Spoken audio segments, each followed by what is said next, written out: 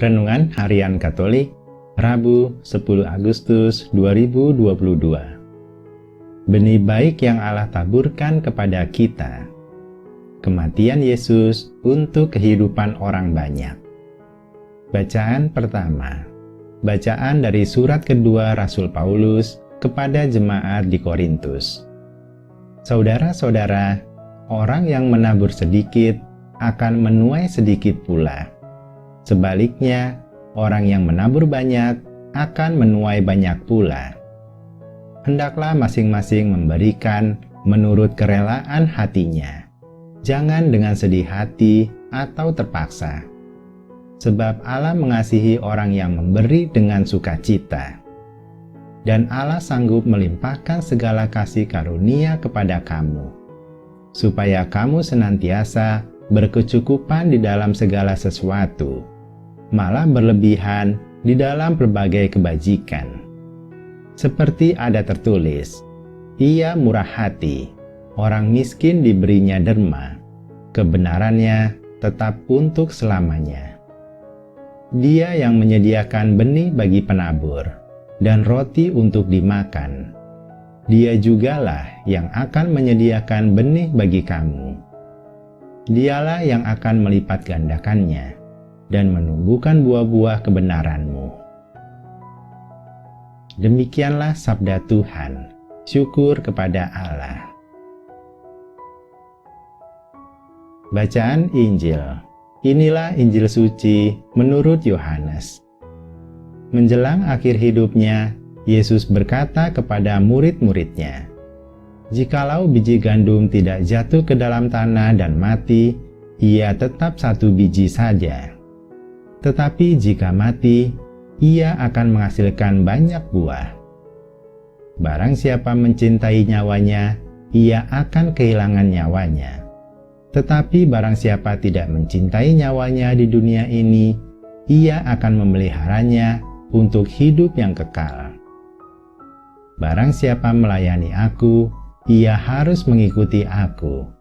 Dan di mana aku berada, di situ pun pelayanku akan berada. Barang siapa melayani aku, ia akan dihormati Bapa." Demikianlah sabda Tuhan. Terpujilah Kristus.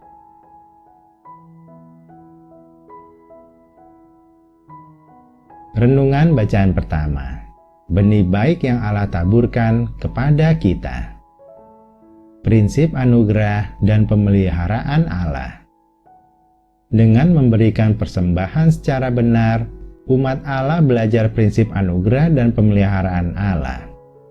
Pertama, dengan bersikap murah hati dalam memberi, kita akan beroleh kemurahan hati Allah.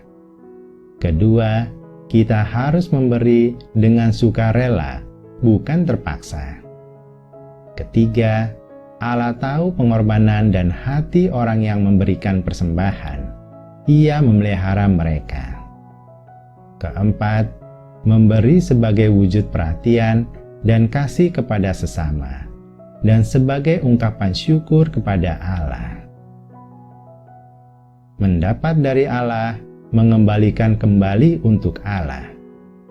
Jika kita menyadari semua yang ada pada kita, seperti kesehatan, talenta, harta, dan keluarga, adalah anugerah Allah, maka kita mempunyai kewajiban untuk memberikan talenta, harta, dan waktu kita untuk dikembalikan kepada Allah. Kita mendermakan harta, meluangkan waktu, dan memberikan talenta kita untuk melakukan pekerjaan Allah. Semua itu dilakukan dengan sikap murah hati, rendah hati, dan ikhlas. Allah mengetahui hati, niat, dan usaha kita. Ia berkenan memberkati dan memelihara kita, seperti Bapa yang sangat menyayangi anak-anaknya yang baik. Maka tidak sia-sia benih baik yang Allah taburkan kepada kita. Benih baik itu tumbuh menjadi subur dengan sikap yang demikian. Renungan bacaan Injil. kematian Yesus untuk kehidupan orang banyak. Perumpamaan kematian satu biji gandum.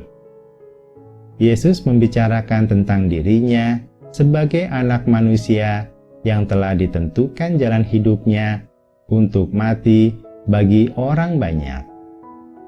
Ia berbicara tentang kemuliaan yang akan diterimanya dari Allah saat ia mengorbankan dirinya sendiri bagi orang banyak itu. Yesus memakai ilustrasi satu biji yang harus mati supaya menghasilkan buah banyak. Ia mengumpamakan kematiannya itu dengan kematian satu biji itu, supaya menghasilkan banyak kehidupan bagi orang banyak. Dampak kematiannya yang menghidupkan banyak orang itu akan digenapi saat ia mengorbankan dirinya di kayu salib.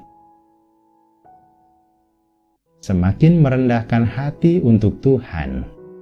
Agar dapat melakukan kehendak Tuhan, seseorang harus menganggap rendah hatinya sendiri. Seseorang yang semakin merendahkan hatinya, bahkan sampai mati bagi dirinya sendiri, akan semakin hidup dalam kehendak Tuhan. Sebaliknya, jika kita terus bersikap sombong dan egois, tentu kehendak diri sendiri yang menjadi nomor satu, dan kehendak Tuhan dinomorsekiakan. Memang tidak mudah merendahkan diri sendiri supaya dapat menolong banyak orang lain. Tetapi di akhir jalannya, ia akan menuai kemuliaan, yaitu pengakuan dari Allah Bapa. Marilah kita berdoa. Ya Tuhan, terima kasih atas pengorbanan-Mu di kayu salib untuk kehidupan begitu banyak manusia di dunia ini.